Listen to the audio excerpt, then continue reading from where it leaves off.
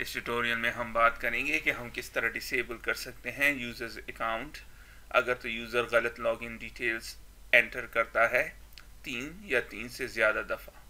तो आइए चलते हैं, स्टार्ट करते हैं। करंटली अगर मैं इस एप्लीकेशन को रन करूं और एंटर करूं लॉगिन डिटेल्स,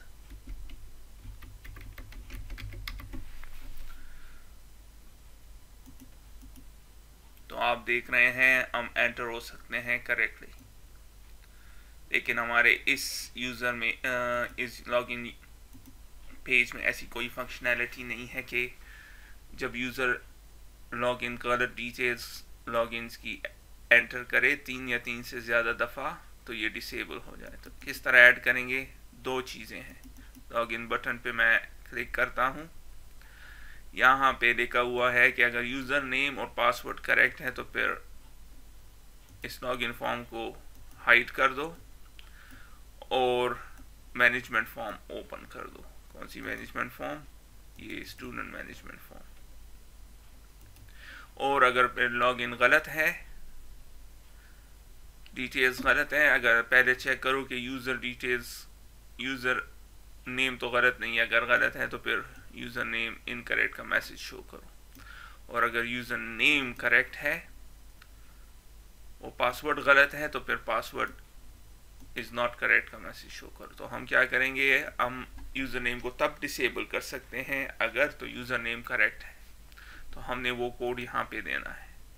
यहाँ पे अगर यूज़र नेम ही गलत है तो फिर हमको वो अकाउंट जब होगा नहीं तो डिसेबल नहीं कर सकते। तो ये बात आपने याद रखनी है। ये कोड इधर इसलिए रख रहे हैं क्योंकि हमें यूज़र नेम करेक्ट होगा तो फिर हम इसको डिसेबल कर सकते हैं। तो स्टार्ट करते हैं। सबसे पहले मैं एक वेरिएबल क्रिएट करता हूँ क्लास लेवल पे।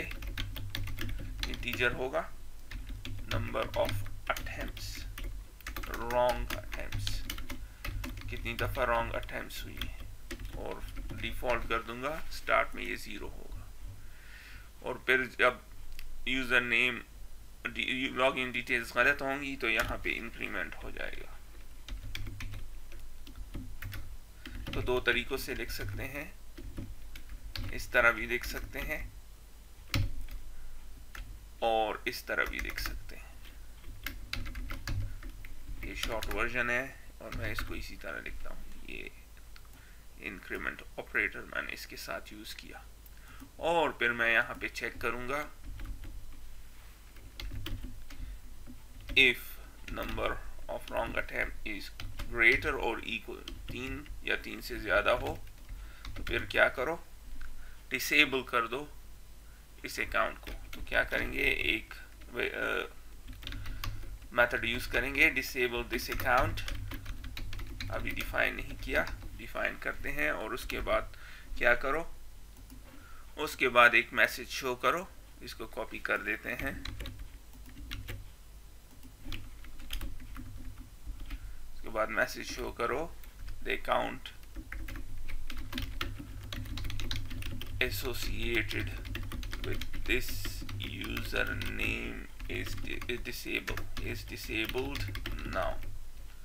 और फिर नेक्स्ट लाइन पे लिखो।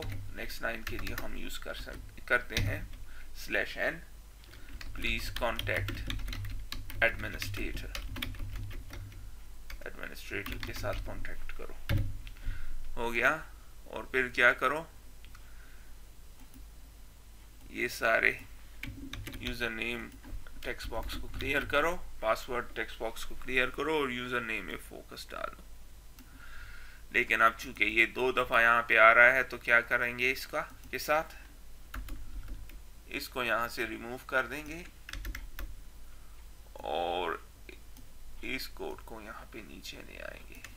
क्योंकि 2 दफ़ा यूज हुआ है तो 2 दफ़ा लिखने से बेहतर है इसको एक ही दफ़ा लिख दें। तो मैंने इस कोड को यहाँ से यहाँ मूव कर दिया और जब ये यहाँ पे ये इंटरनल ऑपरेशन हो जाएगा इस इफ का तो फिर ये इसको एग्जीक्यूट एक दफ़ा कर देगा।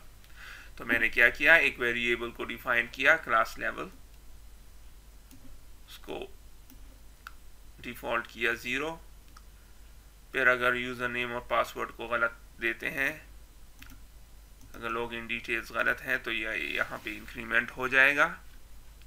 और फिर हम यहाँ पे चूँकि यहाँ यूज़र नेम करेक्ट है तो फिर यहाँ पे इसमें देखेंगे कि नंबर ऑफ रॉन्ग्स अटैम्प्ट कितनी, अगर 3 या 3 से ज़्यादा है तो इस अकाउंट को डिसेबल कर दो, मैसेज शो कर दो और यूज़र नेम टेक्स्ट बॉक्स को क्लियर कर दो। इसका और आखिर में पासवर्ड को टेक्स्ट बॉक्स को भी क्लियर करो, यूज़र नेम में कर्सर को डाल दो। अब इसको डिफाइन करते हैं इस मेथड को। चूँकि मेथड है तो void और नाम इसका है disable this account। और अब सबसे पहले हमने क्या करना है, connection string.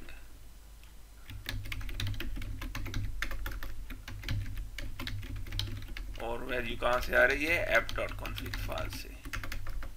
Configuration manager dot connection string dbx और फिर कनेक्शन स्ट्रिंग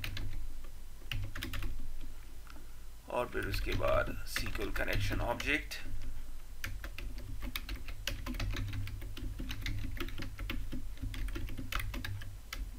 और फिर कनेक्शन स्ट्रिंग इसको दें जो कि हमने पिछली लाइन में डिफाइन किया है, ये वाला।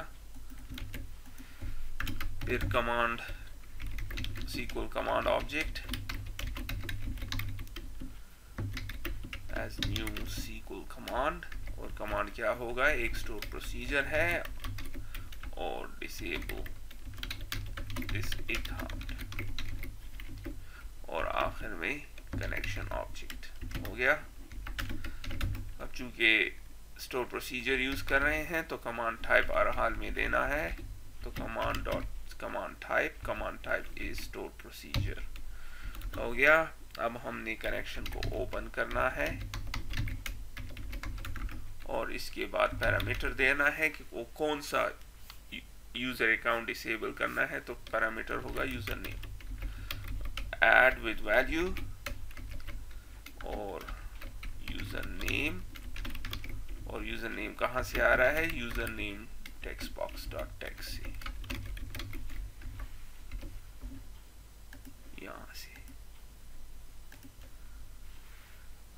और जब हो जाए तो कमांड, चूंकि हमने अपडेट स्टेटमेंट यूज करना है तो एग्जीक्यूट नॉन क्वेरी हो गया। और यही बस हमारा कोड है। अब डिफाइन करते हैं इस स्टोर प्रोसीजर को। बहुत आसान स्टोर प्रोसीजर है। स्टोर प्रोसीजर को सेलेक्ट कीजिए, न्यू क्वेरी और क्रिएट प्रोसीजर,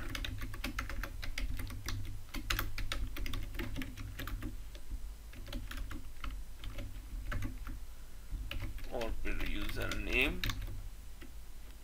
क्योंकि nvar4 है 50, क्यों 50, क्योंकि इस टेबल में अपडेट करेंगे तो यूजर नेम nvar4 50 है।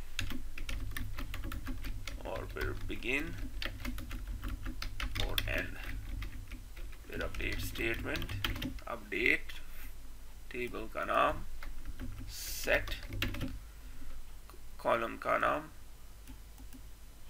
कॉलम जो हमने करना है वो है एक्टिव, कि इसको डिसेबल कर दो और इसको क्या कर दो 0, डिसेबल हो जाएगा।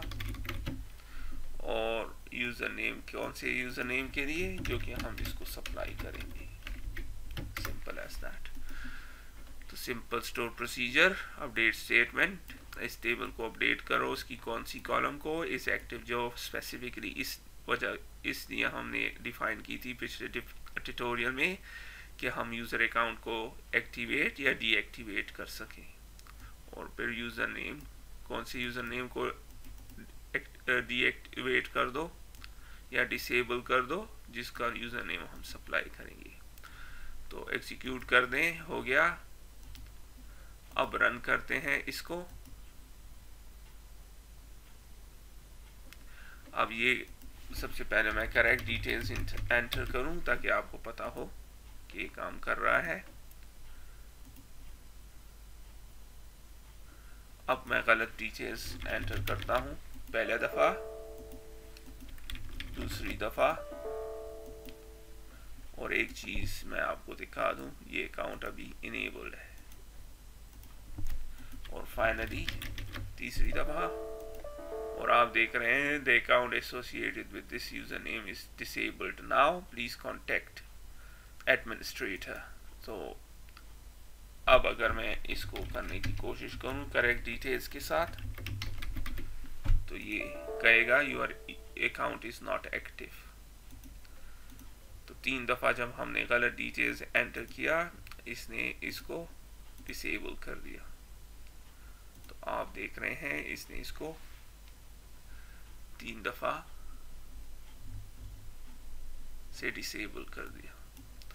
तो आपने देखा कि हम कितनी आसानी के साथ ये फंक्शनैलिटी ऐड कर सकते हैं अपने एप्लीकेशन में। और इसके साथ ही मैं इस ट्यूटोरियल को ख़त्म करता हूँ, फिर मिलते हैं किसी और ट्यूटोरियल में। तब तक के लिए खुदा हाफिज़।